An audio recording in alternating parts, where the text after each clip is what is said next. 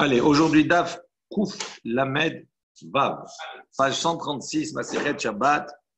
Nous nous sommes arrêtés hier, donc effectivement, à une question. On avait vu une baraïta où Rabbi Shimon Ben Gamliel avait dit que Kol Shishash Lushim Yom Ba'adam et non Nefel. Donc, si un enfant, effectivement, dans le monde humain, un enfant donc, vit, d'accord, dépasse les 30 jours, vit 30 jours, à ce moment-là, il ne peut plus avoir le statut de Nefel, c'est-à-dire d'avorton. Donc, ça veut dire qu'il considère qu'un enfant qui est né, on avait vu, qui est né du 8e mois, d'accord, est un enfant qui est considéré comme non viable. Et pour le monde animal, c'est la même chose. Si l'animal est resté 8 jours encore sans aucun problème, à ce moment-là, on considère qu'il n'est plus considéré comme quelque chose qui est non viable. Maintenant, on a posé une question par rapport à cela. Halosha'a sveka have mimhal echi ma'alinane. Donc, on a dit ici, on est au début de la page. Je reprends la question sur laquelle on s'est arrêté hier. Donc, on avait dit ici, maintenant, on considère qu'il faut attendre 30 jours. Donc, un enfant qui est circoncis à 8 jours, on n'a pas attendu le 30e jour. Donc, il est dans un moment où on a un safek, où on a un doute. Et comment se fait-il que malgré cela, on puisse programmer la Mila le 8e jour? Amar Avada bar ha'ava malin oto mima nafshach. Donc, Rav Ada bar ha'ava, il a dit, donc on fait la circoncision mima nafshach, quelles que soient les circonstances, on va dire. Im chai, en ayant ce raisonnement suivant. Im chai ou shapir kamahil. Parce que si, on va dire, s'il va vivre, effectivement, au-delà de 30 jours, donc on considère shapir kamahil que la mila qui a été faite, d'accord, elle est valable, ce qu'il a vécu. Et si maintenant on voit qu'il ne vit pas au-delà de 30 jours, à ce moment-là, ça pose un problème pour Shabbat. Comment il a pu transgresser Shabbat pour quelque chose qui n'était pas viable? Il dit, on considère qu'un enfant qui est né dans le 8e mois, il a un statut, il est considéré comme mort. Donc à ce moment-là, il dit, il n'y a pas de transgression de Shabbat. La seule transgression serait de dire qu'on a fait une chaboura, c'est-à-dire qu'on a fait on a blessé, on a fait une plaie, on a blessé. Il dit, ce n'est pas le cas ici. Pourquoi? Parce qu'il est mort, il est considéré comme un morceau de viande, de la chair. Il dit la même chose, quand on prend un morceau de viande le jour de Shabbat et on le coupe et on le mange, dans le coupe, ça ne s'appelle pas une chaboura, ça s'appelle couper un morceau de viande. Donc il dit comme ça ou comme ça, dans tous les cas, si on lui fait et qu'il vit, donc la mila elle est valable. Si on lui a fait et qu'il ne vit pas, de toute façon, il n'a pas transgressé Shabbat. Ça, c'est la remarque de Ravada Barahaba. On pose la question, Vela, Detania, Safek ben Shiva, Safek ben Shmona, En Michalilim Alav et Shabbat.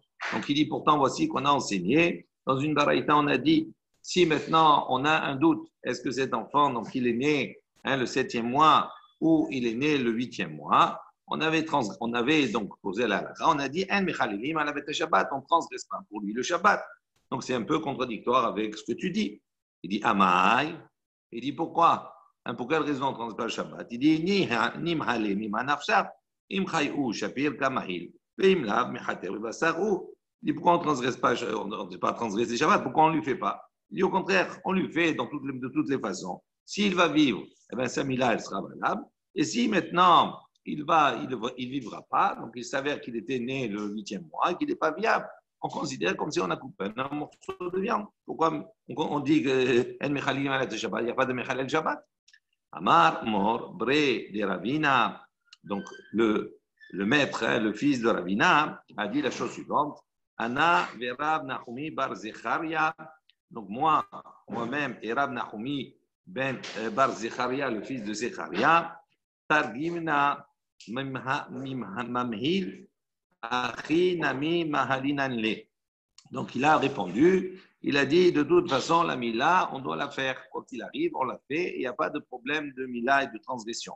Alors il dit comment on a dit celui qui fait, il est mechalel et shabbat. Il dit l'eau nitzrecha, et là il marchirait mila. Il dit là-bas, lorsqu'on a parlé, on n'a pas parlé de la mila en soi, on a parlé de marchirim, on a parlé de tous les préparatifs à la mila. Ve'aliba de Rabbi Eliezer. Rappelez-vous que Rabbi Eliezer avait lui autorisé, d'accord, il était en marloquette avec les Chachamim, lui il autorisait que les marchirim, tous les préparatifs, comme aiguiser un couteau, etc., d'accord, pouvaient être faits pour la Mila.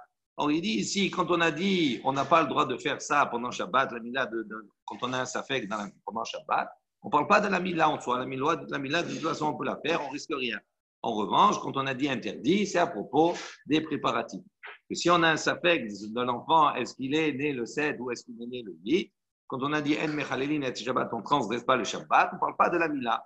On parle ici de tous les préparatifs. À ce moment-là, on n'a pas le droit de les faire parce que peut-être qu'il est considéré comme un mort et à ce moment-là, on fait des préparatifs sur quelque chose qui prend. Mais la mila, on peut la faire parce que de toute façon, il n'y aura pas de transgression. Amar Abaye, Abaye dit Ketanae. Donc on a ici, c'est une marloquette également, on retrouve cela à propos d'une marloquette Tanaïm. C'est marqué dans le pasuk Vechi amut min behema asher hi lachem leochla. Donc là-bas, on parle de Tum'at Nevela, de l'impureté d'une Nevela. Une Nevela, c'est un animal, c'est un cadavre, c'est un animal qui est mort par lui-même. Et le pasuk il dit donc Vechi amut min behema, donc si un animal viendrait à mourir, asher hi lachem qui est pour vous leochla, pour le consommer, on va lui donner le statut de Nevela. On n'aura pas le droit de le consommer. Et au-delà de cela, il a un statut de Tum'a, d'impureté. Une Nevela, d'accord, si on rentre en contact, etc., on devient tamé. Il dit, il est avi, ce pasuk dit, il est venu nous enseigner, ben shemona, she'en shritato, metaharato. Il dit, pour enseigner que ben shemona, donc si effectivement, c'est un animal qui est né le 8e mois. Donc, pour l'animal aussi, c'est 9 mois. Et s'il est né le 8e mois, il est considéré comme non viable, donc comme étant mort. Il dit à ce moment-là, si on lui a fait la shrita, cette shrita-là ne lui change pas le statut. Alors, ce qu'il faut savoir, c'est qu'un animal, l'animal, pour pouvoir le consommer, il faut lui faire la shrita. Une fois que j'ai fait la shrita, l'abattage rituel, je peux le consommer. Donc, il passe d'un statut à l'autre. Qu'est-ce que c'est que la nevela? La nevela, c'est un animal qui meurt tout seul. OK? Maintenant, cet animal qui meurt tout seul, il devient tamé. Maintenant, entre le moment où je prends l'animal et je lui fais la shrita, donc je vais le tuer, à ce moment-là, je change son statut et je le rends tahor, je le rends pur. Ça veut dire que même si, lors de la shrita, je découvre que cet animal, il est tréfa, c'est-à-dire qu'il a un défaut, d'accord, qui normalement ne pourrait pas le faire, ne nous donnerait pas la possibilité de vivre. Quand on fait la shrita, on va vérifier les poumons. S'il a un trou dans les poumons, par exemple, ça veut dire que dans le temps, il n'aurait pas pu vivre, d'accord? Et à ce moment-là, le fait d'avoir fait la shrita, on va transformer, faire passer cet animal-là, si on l'avait laissé tout seul, il serait mort, il serait devenu une évela et donc il serait tamé. D'accord, transmettait une touma, mais par la shrita que j'ai fait passer cet animal-là à une mort qui a été donnée par le shochet, et donc il ne devient plus tamé. Je ne peux pas le consommer parce qu'il est tréfa, mais il ne contracte pas de touma, il ne transmet pas de touma. Alors il dit comme ça ici, c'est important ce que je viens de dire maintenant, on va le voir dans la suite. Il dit ben shmona she'en shritato metaharato. Il dit la shrita d'un animal qui est né dans le 8e mois, sa shrita ne le change pas. Ça veut dire, comme il est considéré comme étant un animal mort, si je fais la shrita à un animal mort, est-ce que ça change son statut? Non. Comme il est considéré comme étant mort, à ce moment-là, même si c'est moi qui le tue en lui faisant la shrita, il a le statut d'être mort avant, donc il a toujours le statut de nevela, et donc il transmet toujours la touma, même si je lui fais la shrita en étant vivant. Rabbi Yosef, Berabbi Yehuda, Berabbi Elazar, Berabbi Shimon, Omrim. Donc, Rabbi Yosef, le fils de Rabbi Yehuda, et Rabbi Elazar et Rabbi Shimon, Omrim, ils ont dit Shritato metaharato. Donc, eux, ils considèrent que sa shrita, d'accord, le purifie, lui donne un statut différent. Donc, on voit qu'il y a une marloquette, effectivement. Est-ce que l'on considère que cet animal né le 8e mois, d'accord, est-ce qu'il a un statut de maître, de mort ou pas? Selon le Tanakama de cette baraïta, on considère qu'il a un statut de mort parce que même si je lui fais la shrita, je ne lui change pas ce statut, il reste toujours tamé. Tandis que, selon l'opinion de Rabbi Yosef, de Rabbi Yehuda et de Rabbi Elazar de Rabbi Shimon, eux, ils considèrent que non, il a un statut de chai, de vivant. Et donc, à partir du moment où je lui ferai la shrita, je lui change son statut, même si c'est moi qui ai apporté la mort. Je lui change son statut, même si je ne peux pas le consommer parce qu'il devient tréfa, mais il ne contracte plus la touma. Maïla, alors nous, ce qu'on veut dire dans cette discussion-là, on propose.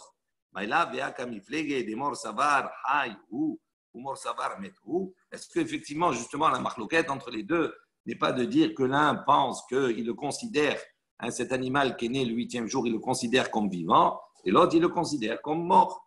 Amar Rava, Yahi, si c'est comme ça, Rava, il dit, il dit, si vraiment c'était ça la marloquette entre les deux, au lieu de discuter sur le problème de la Touma et de la Tahara, de la pureté et de l'impureté, il dit pourquoi il ne discute pas directement sur le problème de la Achila, c'est-à-dire de la consommation. S'il est considéré comme mort, donc à ce moment-là, même si je lui fais la shrita, j'ai fait la shrita à quelque chose qui est mort. Donc s'il est mort, donc je ne peux pas le consommer, c'est comme s'il est mort tout seul.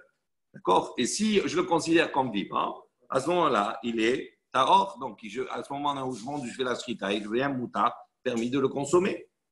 Donc on voit que la discussion, elle n'est pas sur cela. Et là, en vérité, des coups, les alma mettent où? Il dit en vérité, tout le monde pense que il considère que cet animal qui est né le 8e mois a un statut de mort.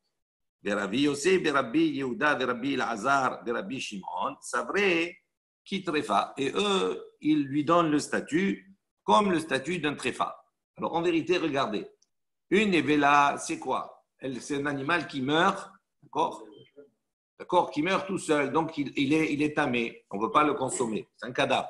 Il dit maintenant, selon le Tanakama, il considère que cet animal qui est né le 8e mois, il est mort. Tout le monde est d'accord pour dire qu'il est considéré comme mort. Maintenant, il est mort, ça veut dire quoi? Ça veut dire qu'on considère que comme s'il était mort tout seul, même s'il est vivant. Donc quand je lui fais la shrita, en vérité, il est déjà mort. Donc, il a le statut, selon le Tanakama, d'une nevela. Et donc, il y a une touma et donc il y a une interdiction de consommer. Tandis que Rabbi Yehuda, Rabbi Elazar, Rabbi Shimon, eux, ils disent non, son statut à lui, il est mort, ok. Mais on lui donne le statut comme une tréfa. Parce qu'une tréfa, c'est quoi? C'est un moum, c'est un défaut que l'animal a. Par exemple, il a les poumons troués. Ça, je ne peux pas le savoir tant que je ne lui fais pas la shrita. Mais au moment où je lui fais la shrita, je découvre qu'il a les poumons troués. Donc, on considère que c'est une partie qui le rend tréfa. On ne peut pas le consommer. La shrita, d'accord, n'est pas valable. Mais la tréfa, c'est quoi en vérité? C'est quelque chose qui n'est pas viable également, au même titre que comme s'il était né mort, entre guillemets. Donc, lui donner le statut de tréfa, pour Rabbi Elazar, etc., pour Rabbi Yehuda, c'est dire tout simplement, tréfa, c'est quoi? C'est un moment où je lui fais la shrita, je découvre qu'il est tréfa. Maintenant, s'il est tréfa, à ce moment-là, il n'est plus tamé. Donc, pour eux, ils considèrent qu'on ne peut pas le manger, ça ne change rien, mais au niveau de la tara et de la touma, il y a un changement. La shrita, elle permet de changer le statut, de faire passer l'animal, d'accord, qui est comme cela, qui est tréfa, à un statut de dire il ne rend plus tamé. Donc, c'est toute la définition. Comment on considère cet animal-là qui est né le 8e mois, on le considère comme mort. Selon le Tanakama, il lui donne le statut d'une nevela. Nevela, c'est comme s'il était mort physiquement, tout seul. Tandis que pour Rabbi Yehuda, etc., il lui donne le statut d'une tréfa. D'accord? Et il dit tréfa lava falga bemetahi shritata metaharata. Et la tréfa, on sait que metahi, même si on la considère comme étant morte, pourquoi? Parce que potentiellement, elle a un défaut qui ne lui donnera pas à vivre. Donc, elle est vivante maintenant, mais potentiellement, elle est déjà morte. Et on sait qu'à partir du moment où on fait la shrita à cet animal tréfa, metaharata, elle rend l'animal pur. Elle le fait passer d'un état à un autre état. Et donc, il y a la tahara, on va dire, on l'arrange pour qu'elle devienne tahor, pure, théora. Il y a Hanami, la même chose ici. Loshna, ici également, il n'y a pas de différence.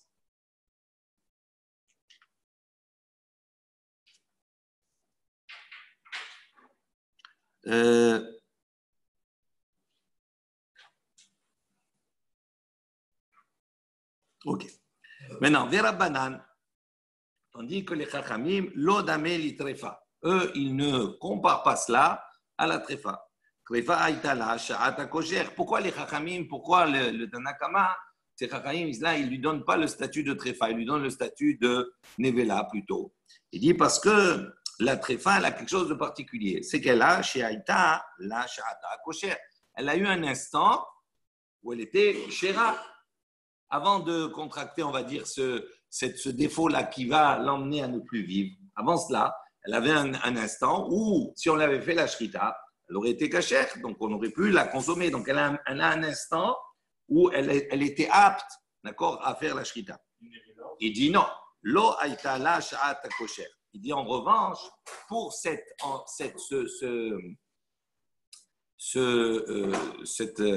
animal qui est né le 8e mois, lui, dès qu'il est né, depuis le début, il n'a pas un instant où il est apte à quelque chose. Pourquoi? Parce qu'il est considéré comme un maître.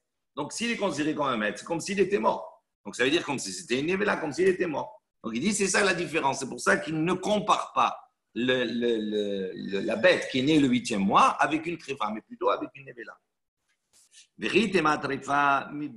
D'ici maintenant, tu vas me rétorquer et me dire, alors maintenant, une tréfa qui serait tréfa déjà dans le ventre de sa mère. Déjà, depuis avant qu'elle naisse dans le ventre, elle a déjà un défaut. Maïka Leymar, qu'est-ce que tu as à dire à cela? Donc à ce moment-là, cette tréfa-là, elle va naître déjà avec ce défaut, donc elle est considérée comme étant morte aussi. Il dit, Atam yesh bemina shrita. Aha, en bemina shrita. Il dit, même dans ce cas-là, même si elle a un défaut, elle n'est pas apte déjà dans le ventre de sa mère, elle a un problème, elle a un défaut de tréfa. À ce moment-là, la shrita qu'on va lui faire va la faire basculer et va la permettre et va enlever la toum'a éventuelle qui pourrait se trouver chez elle. Pourquoi? Il dit parce que yesh bemina, parce qu'il y a dans la même catégorie, dans le même ensemble de trépot, il y a une shrita qui peut marcher. D'accord? Pour les autres, il y a toujours un temps où c'est apte à la shrita et un temps où ça devient tréfa. Donc, comme elle est dans un ensemble où ce n'est pas tous la même chose, à ce moment-là, la shrita, elle a une valeur.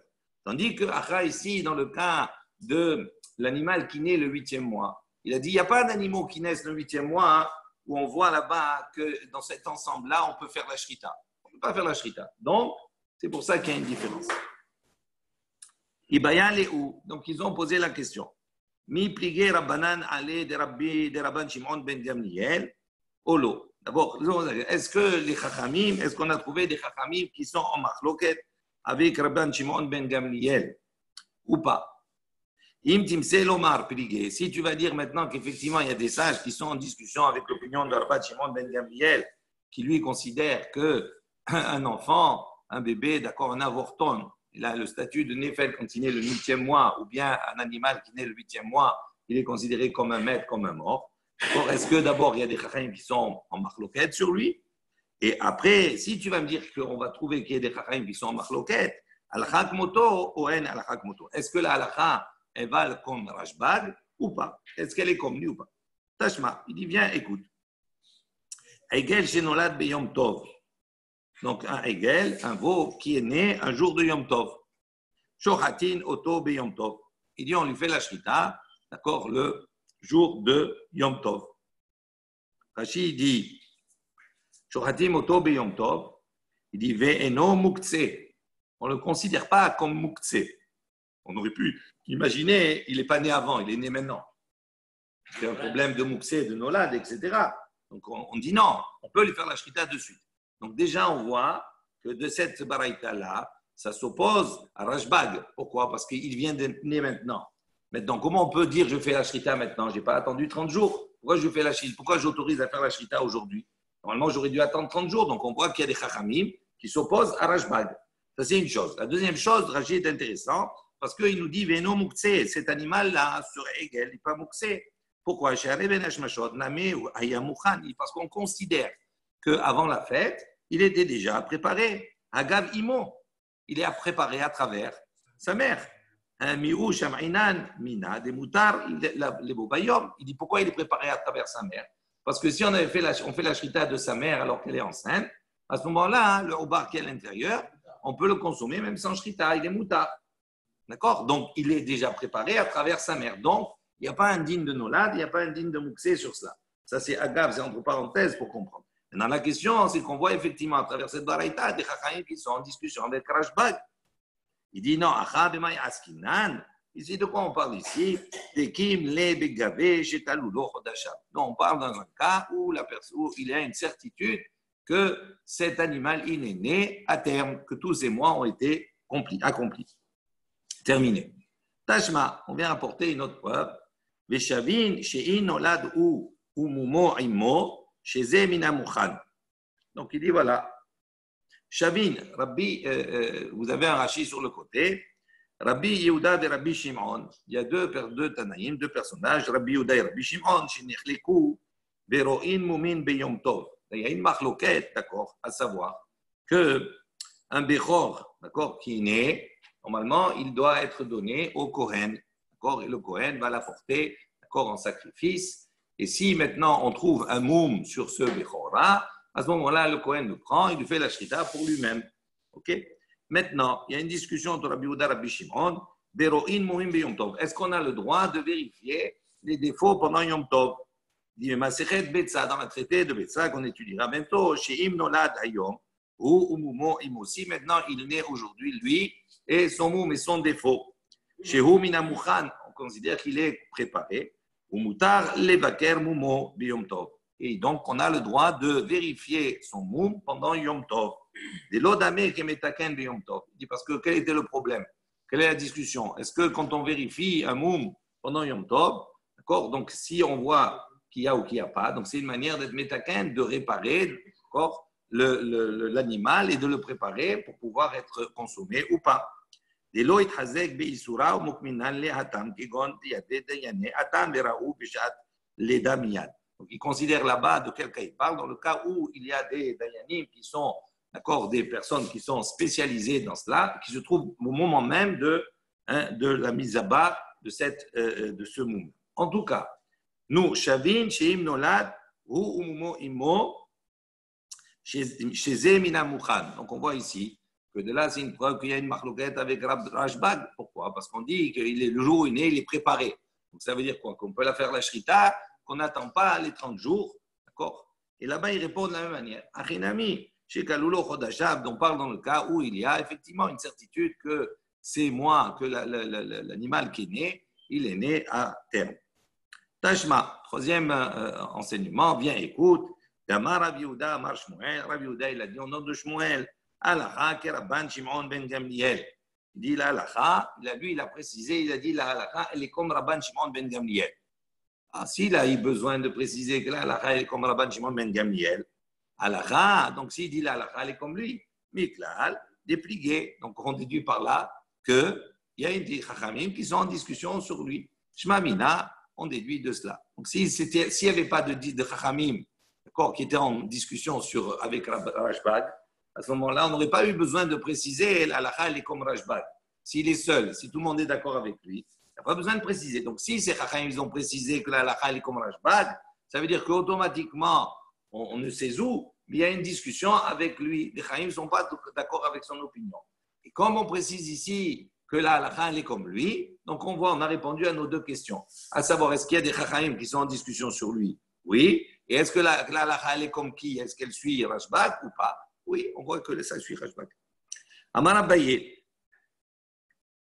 Non, Abaye va expliquer également la différence, le différent qu'il y a entre les Chachamim et Rashbag, Rabban Shimon ben Gamliel. Nafal minagag. Donc, si maintenant un enfant, ou bien ici un animal, on va dire, il est tombé du toit, oh achalo ari, ou bien il a été consommé, il a été mangé par un lion. Donc, il a eu une mort, d'accord, prématurée, différente. Divrei hakol hayou. À ce moment-là, selon toutes les opinions, on considère là que cet animal-là, hayou, il est vivant. C'est-à-dire, on ne sait pas si maintenant il est né le 8e mois ou un enfant, peu importe. D'accord? On verra. Un enfant. Ça va rien changer dans le principe. Donc, on va partir sur l'enfant. Donc, on considère à ce moment-là que l'enfant, d'accord, il est vivant. On lui donne le statut de vivant. Ça veut dire on ne prend pas en considération que peut-être il est né le 8e mois. Qui plié, en revanche, là où il y a une marloquette, chez Pihek ou même, dans le cas où il a éternué, d'accord, et il a bâillé et il est mort. Ici, il a bâillé et il est mort, ça veut dire qu'on considère qu'il était faible, qu'il avait une faiblesse, et donc cette faiblesse, elle est issue du fait qu'il a un problème, qu'il est né le 8e mois. Donc on considère à ce moment-là qu'il est mort. Mort savar, un pense, hay ou mort savar, methu. Donc il y a sur ce deuxième point-là, il y a une marloquette. Si Pihek, ça veut dire s'il a baillé et qu'il est mort, un maître pense qu'il a le statut d'un enfant qui est mort, donc il lui donne le statut d'un enfant qui est né le 8e mois, et selon l'autre, il dit non, il le considère comme un être vivant. Il dit les nafkamina. Maintenant, il est mort. Il est mort maintenant, l'enfant. Quel nafkamina? Qu'est-ce que ça change maintenant? Qu'est-ce que ça induit concrètement de savoir si maintenant il est haï ou il est maître? Quelle incidence ça a, la rik, sur cela? Ça ne change rien. Alors, on va voir. Il dit liftor minayiboum. Il dit ça, c'est pour acquitter la mère, minayiboum, du yiboum. Il dit normalement, une femme, d'accord, qui est mariée, si elle n'a pas eu d'enfant, que son époux décède, elle doit à ce moment-là, elle est réservée, elle est tenue de se marier avec son beau-frère, d'accord, le frère de son mari. Maintenant, s'il n'y a pas, elle fait ce qu'on appelle une khalitsa, c'est un divorce, ok, avec toute la procédure, la chaussure, le retrait de la chaussure, etc., etc. Tu ne rentres pas dans ça même. Maintenant, si on considère cet enfant-là, d'accord, qui est mort, si on le considère comme maître, on dit maître, selon un, il dit il est maître, il est considéré comme maître. Donc ça veut dire quoi? Ça veut dire que c'est comme si elle n'a pas eu d'enfant. C'est comme si elle n'a pas d'enfant. Il n'était pas viable. Donc c'est comme si elle n'a pas eu d'enfant. Et donc à ce moment-là, elle devra faire la khalitsa avec son beau-frère. En revanche, si on le considère comme haï, donc ça veut dire quoi? Ça veut dire qu'on considère qu'il avait plus qu'un mois, qu'il est né le 9e mois. À ce moment-là, on le considère comme un enfant, comme une descendance. Et donc, à ce moment-là, elle n'a pas besoin de faire de khalitsa, puisqu'elle n'est pas attachée à son beau-frère. Elle peut se marier avec quelqu'un d'autre. Ce qu'il dit ici, donc, nafal minagag. Donc, s'il est tombé maintenant du toit, ou achalo ari, ou bien qu'il a été mangé par un lion, divrei akol hayhu, est-ce que vraiment, selon toutes les opinions, on considère qu'il est hay, qu'il est vivant? Il dit, Vea Rav Papa, Veravuna bre de Rabbi Yoshua. Il dit, pourtant, voilà, Rav Papa, le Rav Una, le fils de Rabbi Yoshua. Il cléo les baies béré de Rav Idi bar Abi. Donc, ils étaient comme ça, ils étaient invités, ils sont arrivés dans la maison du fils de Rav Idi bar Abi. Ve Avid lehu igla tilta bimama de Shiv'a. Donc, ils lui ont apporté, ils lui ont fait cuire là-bas, ils lui ont apporté igla, une génisse, d'accord, tilta, de la 3e couvée, on va dire, bimama de Shiva, le 7e jour après sa naissance. Donc, ils l'ont abattu le 7e jour, d'accord. Ve'amre le, et ils lui ont dit, à ce moment-là, à l'autre, c'est le fils de Ravi Idi Baravin, ils lui ont dit, ici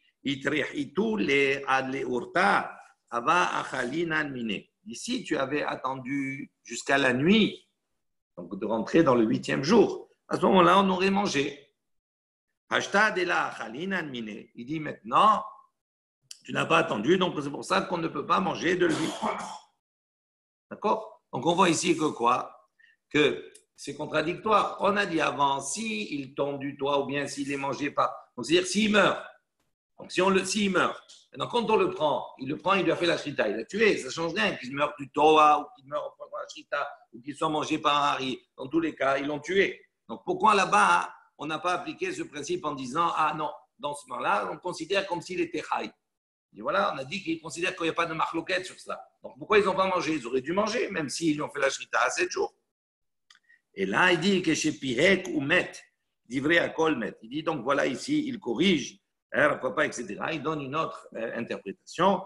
Il dit comme cela, il revient sur l'interprétation de Abaye. Il dit que chez Pihek ou Met, lorsque cet enfant ou cet animal, il a Pihek, il a Abaye et qu'il est mort, divrei akol Met, où tout le monde est d'accord pour considérer que cet animal ou cet enfant, il a un statut de mort. Qui pliguait, en revanche, là où ils sont en marloquette, en discussion, Benefel Minagag, dans le cas Nafal Minagag, pardon, dans le cas où il est tombé du toit, ou bien qu'un lion l'a mangé. Il dit mort savar metou, il considère qu'il est mort, ou mort savar hayou, et qu'un il considère qu'il est vivant. Bre de Rabdimi bar Yosef, donc on raconte que le fils de Rabdimi bar Yosef, il dit le haou yanuka, donc il a donné naissance à un enfant, Bego Tlatin Yomin Shechib. Donc, dans les 30 jours, il est décédé. Avant qu'il passe le mois, après sa naissance, il est décédé. Yativ Kamit Avel Illave. Donc, il s'est assis pour prendre le deuil sur cet enfant-là. Amar le Avoua. Donc, Avoua, son père lui a dit Savarunita Kavarit le Michal. Il dit est-ce que tu te prépares, tu veux manger un bon plat d'endeuillé, d'un air de dire pourquoi tu veux prendre le deuil. Tu ne vas pas prendre le deuil normalement. S'il est décédé avant les 30 jours, il est considéré comme un maître, comme mort. Donc, tu ne veux pas prendre le deuil sur quelque chose qui est mort. Il n'y a pas. Amarle lui a dit Kim libe shekalulo chodashav. Il lui a dit non, je suis certain, je suis sûr qu'il a terminé, il est arrivé à terme. Ravashi, une autre maasé, Ravashi, Ikla be Rav Kahana. Donc, il était dans la maison de Rav Kahana. Itra be Milta également. Donc, il a eu ce problème-là. Begot Latin Yomin, il a perdu un enfant donc les 30 jours. Chazier de Yativ, donc il a vu qu'il s'est assis. Veka Mitavel, il avait, qui s'est endeuillé sur lui. Amar il lui a dit le savoir les morts, est-ce que le maître ne sait-il pas Léa de Amar Rav Yehuda, Amar Shmuel, Rav Yehuda dit au nom de Shmuel. Halakha qui Rabban Shimon ben Gamliel, que là, halakha, il est comme Rabban Shimon ben Gamliel, ça veut dire qu'il considère que moins de 30 jours, il est considéré comme un maître, et donc tu ne peux pas t'endeuiller sur cela.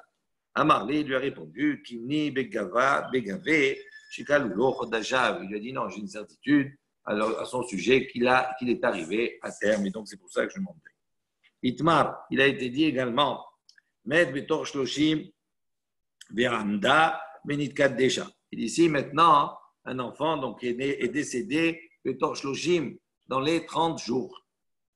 Donc on a ce même problème, est-ce qu'il est maître ou pas? Il est maître. Il dit entre-temps, après cela, après son décès, Nitka de Amda Venitka Desha. La mère, donc elle s'est levée, elle a fait des kiddushi. Elle est allée avec un autre, elle se marie avec un autre. Amar Ravina. Ravina, il a dit, Mishme de Rava, au nom de Rava, Im, Eshed Israël, Hi, Oletzet. Il dit, si maintenant, cette femme-là, elle est allée avec un Israël, donc elle s'est fiancée, elle s'est mariée avec un Israël, à ce moment-là, elle doit, malgré cela, faire la Khalitsa. Parce que cet avorton, il est décédé donc avant les 30 jours, donc il est considéré comme un maître. D'accord? Et donc, son mari, entre-temps, ça veut dire que son mari il est décédé. Donc, si son mari il est décédé et que l'enfant il est décédé, tous les deux ils sont décédés, à ce moment-là, elle se retrouve à être un couple sans enfant. On considère qu'elle n'a pas eu d'enfant. Et donc, elle doit faire le hiboum. On ne sait pas de quoi il est mort. On ne sait pas. Peu importe. C'est-à-dire, s'il est mort. Peu importe. Justement, il y avait une importance par rapport. Oui, d'accord. Et ça, on précise avant 30 jours. Il est mort avant 30 jours. S'il y avait une certitude que, bien entendu, il est né à terme, la question ne se pose pas. Donc, on est dans le cas où il y a une incertitude. D'accord? Maintenant, on considère qu'il est mort à la suite d'un problème de santé, etc. Tout cela. On ne rentre pas dans cela. Ce qui nous intéresse, c'est qu'on considère qu'à partir du moment où on va donner le statut de maître à cet enfant, on considère que la mère, c'est comme si elle n'a pas eu d'enfant, et donc, son mari étant mort, à ce moment-là, elle doit se marier, elle doit faire le hiboum avec son beau-frère. On dit maintenant, entre-temps, avant qu'elle fasse le hiboum, la khalitsa, etc., elle s'est mariée avec un autre homme. On précise, si c'est avec un Israël, à ce moment-là, malgré cela, elle doit faire la khalitsa avec son beau-frère et se remarier avec cet homme-là. Im Heshet Kohen Hi. Si maintenant, non, elle s'est mariée avec un Kohen. Ça, c'est problématique. Pourquoi? Parce que si elle est veuve, un Kohen, il peut épouser une veuve. Mais si elle est divorcée, un Kohen ne peut pas épouser une divorcée. Donc, il dit maintenant, si on va, d'accord, appliquer la khalitsa, donc on va lui changer son statut, on va lui faire passer de statut de veuve à une statut de divorcée. Et donc, à ce moment-là, ça va être un problème. Le Kohen ne pourrait pas se remarier avec elle. Donc, il dit, si elle est maintenant Eshet Koheni, il dit à ce moment-là, les Chachamim ont fait un décret, ils ont dit non, on n'a pas besoin de faire la khalitsa, d'accord? Ok? Donc, il dit, on ne fait pas la khalitsa. Rav Sheravia, Mishmei de Rav, donc Rav Sheravia au nom de Rav, Amar, il a dit, Ahadzo et Ahadzo choletzet. Il a dit non. que dans ce cas ou dans ce cas, qu'elle ait épousé un Israël ou bien un Cohen, dans tous les cas, elle est obligée de faire la Khalitsa. Et donc, ça veut dire que si c'est un Cohen, eh ben, elle ne va pas retrouver son futur. Non, il considère que la Khalitsa n'est pas un guet, n'est pas un mouvement. Non, non, ça oui, ça c'est certain. Donc il est mahmir. Donc il dit, lui, il n'y a pas de souplesse le concernant. Il ne prend pas en considération le fait qu'elle ait épousé un Cohen et qu'on va rentrer dans un problème. Il dit, si elle a fait, bien, c'est ok, c'est pas grave, on ne fait pas de Khalitsa, selon le premier. Mais lui, il considère, non, il n'y a pas la Khalitsa, c'est la Khalitsa. Rachid, c'est pas si quelque chose. Il dit, voilà, Choletzet minasafek ve'acharkar tinase, ve'im Cohen ou, she'im tachalot, te'e asura lo. Donc il dit, là-bas, Rachid précise, il dit pourquoi on ne lui fait pas la Khalitsa selon le premier? Parce qu'on s'applique sur les Chachamim. Pourquoi? Parce qu'il y a une marloquette Chachamim et Rashbag. Rashbag, il considère que cet enfant, il a un statut de maître. Mais les Chachamim qui sont marloquettes sur Rashbag, ils le considèrent comme étant un statut de Chai. Donc dans ce cas-là, parce qu'il y a un problème, et qu'elle a déjà contracté un mariage avec un Kohen, etc. Et donc si elle fait la Khalitsa, elle devient automatiquement interdite au Kohen. Donc, les Chachamim, ils ont dit quoi? On s'appuie sur l'opinion, dans ce cas-là précisément, sur l'opinion des Chachamim, de ceux qui s'opposent à Rashbag, pour une Kula, pour lui permettre de ne pas faire la Khalitsa. Tandis que Rava lui dit non, lui, il ne veut pas s'appliquer. Il a dit à la Rabban Shimon Ben Gamliel, à la Rabban Shimon Ben Gamliel. Donc, comme ça ou comme ça, il dit dans tous les cas, elle doit faire la Khalitsa. Il est plus sévère. Amar le Ravina, le Rav Sheravia. Donc, Ravina, il a dit, Rav Sheravia, Beorta Amar Rava Achi. Et ça fera Hadar Be. Il dit, non, ok, non, Rava, le soir, il a dit comme cela, et le matin, ben, il a changé, il a dit autrement. Donc, il y a une évolution, ce n'est pas une preuve comme cela. Amar, il lui a dit, chéri, toi, il lui a dit, toi, tu as autorisé, donc, toi, tu as enseigné, tu as autorisé, il n'y a pas de Khalitsa, ni rien du tout. Il dit yéé, donc lui, ça veut dire il pense qu'il n'est pas revenu sur cela. Il considère que c'est comme ça, il n'est pas revenu sur ça, l'akha. Il dit yéé, re'oud des tashrou tarba. Il lui a dit donc que ça soit la volonté, que tu vas permettre, même de consommer, tu vas permettre des graisses interdites. Donc ça veut dire que ce que tu as fait, il considère que ce n'est pas bien, et que tu étais souple, sur ça tu as permis, tu vas permettre demain des graisses interdites aussi. Rabbi Yehuda matir vichoulé. Donc, on avait vu dans la Mishnah que Rabbi Yehuda, il autorise Amar Rav Shizvi, Amar Rav Chizda, Lo Lakol, donc à propos de l'androgynos. D'accord? Donc, on a dit, ça fait que l'androgynos, ça ne repousse pas le Shabbat. Tandis que Rabbi Yehuda, il a été matière, il a dit pour l'androgynos, oui. Donc, Rav Shizvi, Amar Rav Chizda, au nom de Rav Chizda. Il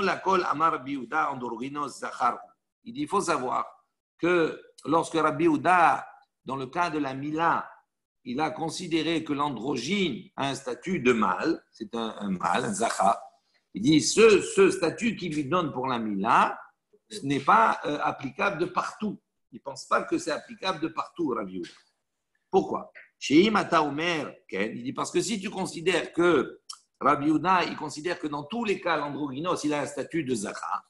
Il dit à ce moment-là, donc normalement, il y a une paracha dans la Torah où on dit comme ça que si quelqu'un il fait un vœu, quand on fait un vœu, et on dit voilà, je fais le vœu de donner la valeur au Mikdash, de donner la valeur d'une personne.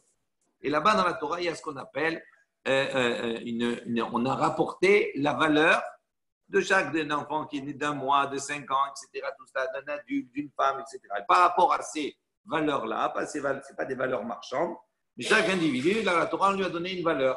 Donc, quand quelqu'un il fait un vœu, il dit je vais donner la valeur de telle personne, à ce moment-là, il donnera la valeur qui est indiquée dans la Torah. Et on voit que dans la Torah, on n'a pas dit si quelqu'un il dit je fais le vœu de donner la valeur d'un androgyne.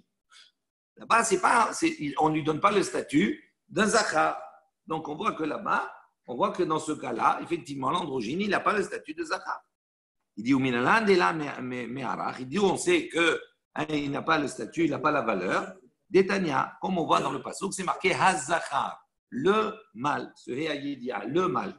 Il dit Velo tumtum androgynos. Ce Héaïdia, cet article définit le mâle vient exclure le tumtum et l'androgynos. Le tumtum, je ne sais pas comment on le traduit. Le tumtum, c'est tout simplement un enfant qui c'est pas sexué, ses parties génitales, on va dire, c'est son sexe, il est recouvert. Donc on ne sait pas s'il est mâle ou s'il est femelle. Androgyne, il a les deux sexes, d'accord, il me semble, d'après certaines lectures, je ne me rappelle pas, mais qui peuvent évoluer dans le temps, soit pencher vers le sexe féminin, soit pencher vers le sexe masculin. C'est quoi le tum-tum, docteur? C'est l'inperforation des organes du petit bassin. C'est-à-dire qu'il y a à la fois l'anus et chez la femme le vagin et chez l'homme l'urètre. C'est fermé. Bon, on verra après. Hein? Non, tu as la traduction? Non, mais je connais la différence. Non, c'est le terme, on va dire en français, c'est une traduction. Bon, tum-tum. On a. Ouais. Bon, on a dit maintenant, Hazachar, c'est pour exclure, on va le voir. Hazachar, c'est pour exclure l'otumtum et androgynos. On voit que ici, le tumtum et l'androgynos ne fait pas partie du monde des mâles, des hommes. Donc on aurait pu penser qu'effectivement il n'a pas de valeur par rapport à l'homme, mais il peut avoir une valeur par rapport à la femme. C'est marqué Talmud Lomar, on apprend d'ici Hazachar. Ça veut dire Hazachar, c'est le mâle. Et après c'est marqué dans le pasuk Veim nekeva hi, et si c'est une nekeva, etc., etc. Donc on voit que c'est bien séparé, on ne peut pas prendre l'un l'autre. Zachar vaddai, nekeva vaddaïd. Donc, à partir de quel moment on va donner une valeur à son éder, à son bœuf?